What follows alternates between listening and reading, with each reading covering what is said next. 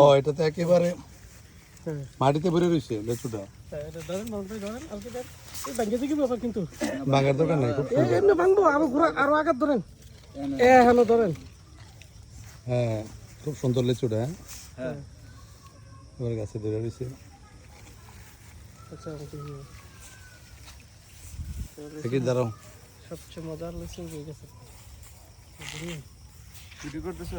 হুম আমি কিন্তু বড় গাছের লেসে খাই না, আমি সবসময় ছোট গাছ।